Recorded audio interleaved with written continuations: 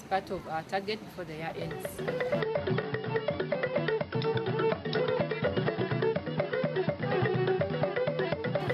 Masaka Microfinance Development and Cooperative Trust Limited, Mamedikot, is soon becoming a household name to the residents of Masaka. This is one of the outreach SACCOs that receives support from the government. It started from rented premises, but with the government push and people's savings, it has now got its own home. The SACCO offers products like solar, agricultural, school fees, development and ordinary loans to its clients. It had a humble beginning, but with time, it has become a favorite for the population who, in trying to develop themselves, found it hard to access financial support from the traditional banking institutions. We have met at least 90% of our objectives because we have seen ourselves helping ourselves, including me. We have been able to change the lives of very many people in the rural areas. We have branches. We have opened branches to serve the rural people. We have a branch in Lukaya. We have a branch in Kalungu. On the 3rd of July, we opened a branch in Komansimbi. So we are really, as it were, helping the government to take the services closer to the people. Investment in education is now prioritized in the central region. Victoria SACCO in Rakai district has helped entrepreneurs like Christine Ayesiza. Ayesiza started the Dembe Liabato Daycare Center, which has over 248 children. Her belonging to Victoria Basin Savings and Microfinance Cooperative Trust Limited has ignited her investment spirit and is now set to leave the hired premises after buying her own structures. Renting was not easy for me. Renting this building and renting the other one. I said, what can I do? I said, let me go back to Victoria. I went back. I got 7 million. They gave them to me. I went and I bought 2 blocks. Besides that, Ayesiza has a border project and a second-hand shoe shop in Kalisizo, where she is able to make an extra coin.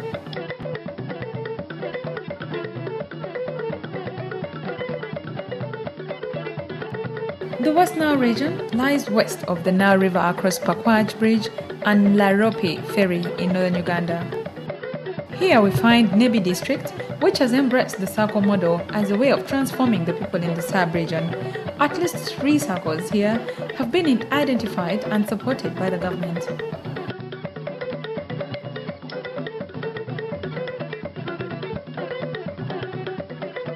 Kanyamori SACCO sits on the banks of Lake Albert and shares its border with the Democratic Republic of Congo. The population here is predominantly a fishing community. It also attracts the population from the Democratic Republic of Congo, which transacts business with the natives. It has a great potential for development, especially in the fishing sector. We talked to one of the fishermen whose world has come with the SACCO movement, and this is what he had to say. For the first time, I borrowed 1 million from the SACCO, and I put it on this work, fishing, and I benefit from the fishing. And after that, I send my children to the school, which at this moment I was paying 150 in senior 1. Animal traction in this sub-region has helped crop farming gain fame. Most farmers took advantage of the intervention, organized themselves into groups to access funding, and it is through this that they got money and left the handhold for increased production. We found that farming using animal traction is far better than what we have been doing with this local hoe. As I talk now, from half an acre digging with the hand hoe, I can now able to talk in commercial farming of 10 acres. Further north is Kitgum SACCO in Kitgum district. The district is one of the many districts that are recovering from the effects of the Kony insurgency, and its population is slowly settling down for production. It serves most of the population that suffered the Kony mayhem and is helping them to recover. The SACCO, which sailed through the rough times of the insurgency, was the only one looked at by the population they have come to own. It had assets worth 10 million shillings 7 years ago, but it now boasts of a saving portfolio of 2 billion shillings. Our membership has increased to 11,000 members.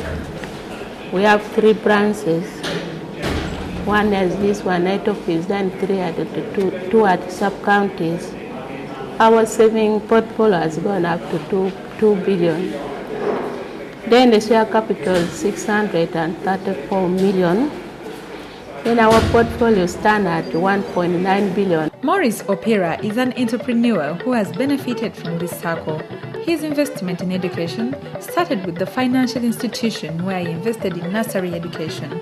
Today, he has 2 nursery schools and one of the leading primary schools in the district. The total amount of loans we've got so far, I should say 61 million.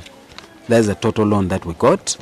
And looking at how far we've gone, I think I'm so grateful. Without this SACCO, I don't think we would have really grown out that much. We have done a lot of development. Parents and other people are even wondering how we managed to achieve all this. Since he selected his enterprises very well, Opira has never borrowed from any other financial institution apart from the Kitgum SACCO.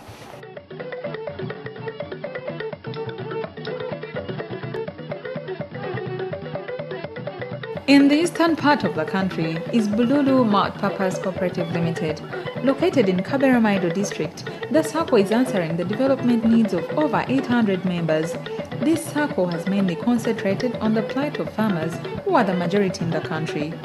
Farmers who have grown with this SACCO have nothing to regret but to only encourage others to join them. Charles Kazikazi is an all-round farmer who knows how to take advantage of the population around him. I was able to buy a grinding mill out of that profit.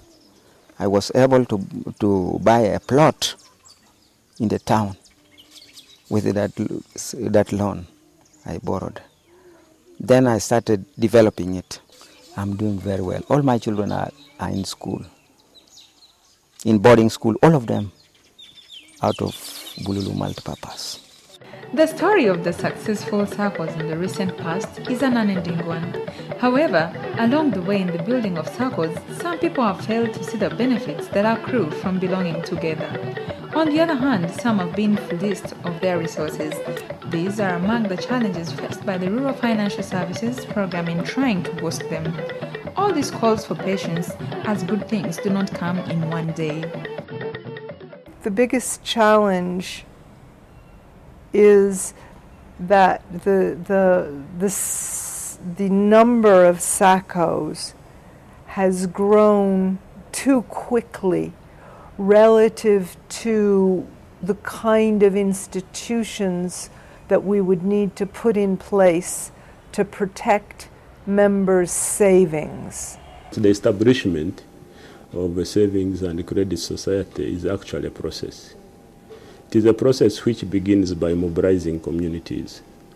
It is a process which begins by identifying the people who are serious, who have something to do in terms of business or in terms of production. It is a process which involves members to agree to work together as cooperators. The anxiety caused by the prosperity for all has aroused the population's need to have money. This pressure is felt in every SACCO, demanding for more sensitization on how to deliver the service amidst the elastic demand.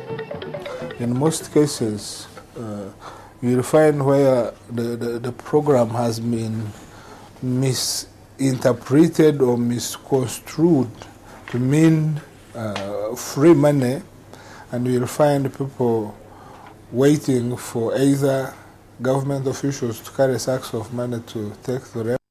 And I want to say that the Rural Financial Services Program is based on 2 key things. One is the grant scheme, which helps institutions to grow and be strong.